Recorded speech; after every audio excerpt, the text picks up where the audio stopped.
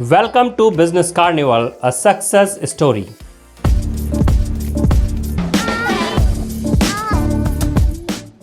We help Indian manufacturing companies in Delhi NCR to compete with Chinese, European and American brands.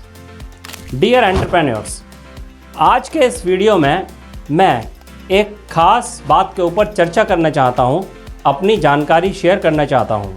वह है branding.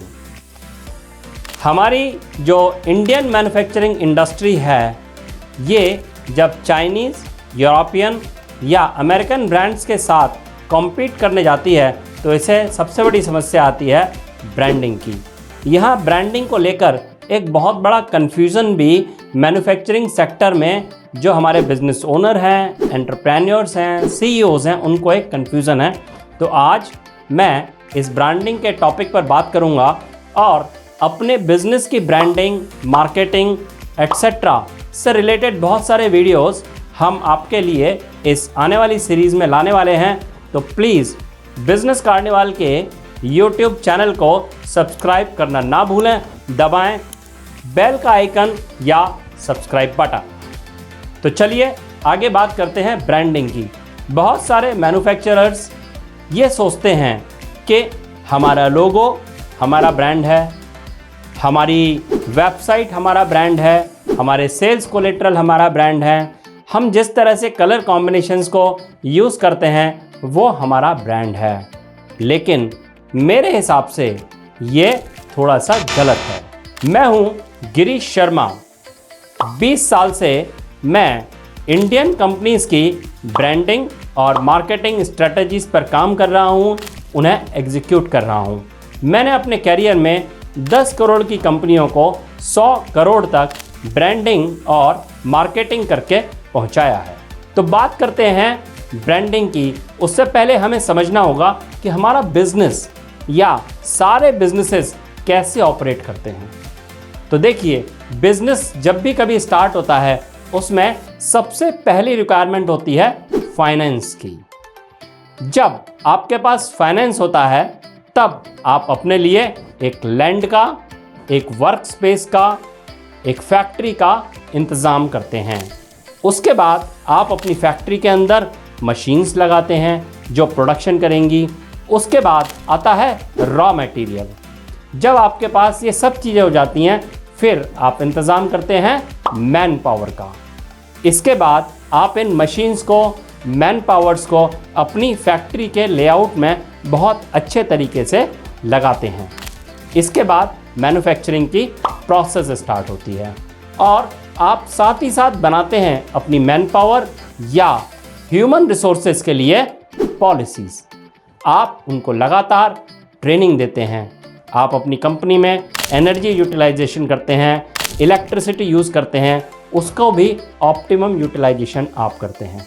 और जब ये सब सेट होता है तो आपकी प्रोडक्शन मशीनरी काम करना शुरू कर देती है। और जब प्रोडक्शन हो रहा होता है तब आप क्वालिटी कंट्रोल करते हैं कि आपकी फैक्ट्री का जो प्रोडक्शन है उसकी क्वालिटी में कोई प्रॉब्लम तो नहीं है। जब आपके पास प्रोडक्ट्स आ जाते हैं तब आप उसकी पैकेजिंग करते हैं। पैकेजिंग करने के साथ साथ आप उसे सामान को स्टोर करके रखते हैं और अब आप बाज़ार में जाते हैं और अपने प्रोडक्ट के ब्रांड को एस्टेब्लिश करते हैं। तो आपने देखा, ब्रांडिंग करने से पहले हम अपने बिजनेस में कितनी सारी चीज़ों को ठीक करते हैं। ब्रांड बनने के बाद फिर आप मार्केट में जाते हैं, अपनी मार्केटिंग करते हैं, सबको अपने प्रोडक्ट के बारे में बताते हैं, आपकी सेल्स होती है। फिर सेल्स के ऑर्डर मिलने के बाद आप शिप करते हैं। उसके बाद आप अकाउंटिंग करते हैं और लास्ट में और सबसे इम्पॉर्टेंट आप कलेक्शन करते हैं। अगर आपने बिजनेस में सेल की और कलेक्शन एफिशिएंटली नहीं किया तो 100% आपका बिजनेस लॉस में चला जाएगा। तो ये प्रोसेस को जब हमने देखा तो अब हम बात करते हैं ब्रांडिंग की। देखिए, फाइनेंस के इंतज़ाम से लेके कलेक्शन करने तक, प्रोडक्शन से लेके शिपमेंट करने तक, ये सभी आपकी कंपनी की स्ट्रेंथ होती हैं। और जो ब्रांड है वो इन सारी प्रोसेसेस की स्ट्रेंथ का एक्सप्रेशन है। ब्रांड क्या है?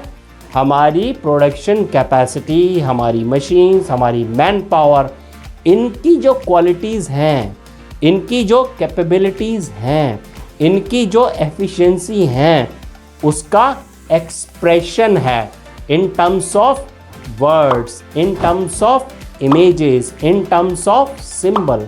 हमारा लोगो हमारा ब्रांड नहीं है, बल्कि हमारा लोगो हमारे ब्रांड का सिंबल है। अगर हमारा प्रोडक्ट खराब होगा और सिंबल कितना भी अच्छा हो, वेबसाइट कितनी भी अच्छी हो, तो कस्टमर हमारे बारे में कभी भी अच्छा नहीं सोचेगा। जो ब्रांड है वो आपके इस पूरे organization, man, material, method, machine, इन सब की जो स्ट्रेंथ है उसका रिप्रेजेंटेशन है। So if you want to improve your brand, you have to work on your logo, yes. You have to work on your website, yes. You have to work on your sales collaterals, yes. But more than that, you have to work on how your business functions. If you want to compete with big brands, अगर आप Chinese brands के साथ compete करना चाहते हैं तो आपको अपनी फैक्ट्री की मशीन्स उन चाइनीज ब्रांड्स के लेवल की बनानी होंगी। आपको वहाँ इन्वेस्टमेंट करना होगा। अगर आप यूरोपियन ब्रांड्स के साथ compete करना चाहते हैं तो आपको उनके जैसी एफिशिएंट प्रोसेसेस बनानी होंगी। अगर आप अमेरिकन ब्रांड्स के साथ compete करना चाहते हैं तो आपका जो वर्क स्पेस है वो इतना ब्यूटीफुल, इतना क्लीन होना चाहिए कि आपको खुद बहुत अच्छा लगे। तो dear entrepreneurs and dear viewers and dear CEOs, brand is the expression of what you do, it is the expression of your capability. मुझे उम्मीद है कि आज मैं आपको ब्रांडिंग के इस बहुत ही इम्पॉर्टेंट एस्पेक्ट के बारे में बता पाया हूँगा। और याद रखिए, ऐसा कोई भी आदमी, ऐसा कोई भी स्ट्रेटजिस्ट आपके ब्रांड को एक्सप्रेस नहीं कर सकता जो आपके बिजनेस को इन एंड आउट नहीं जानता हो।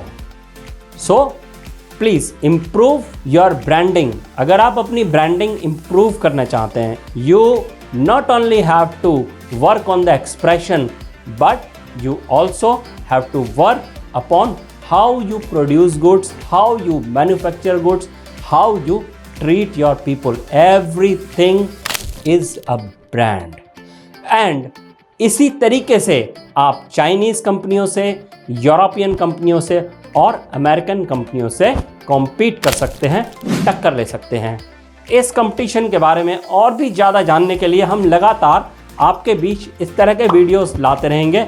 हमारे चैनल को सब्सक्राइब कीजिए, बेल आइकॉन का बटन दबाइए और देखते रहिए business carnival, a success story with Girish Sharma.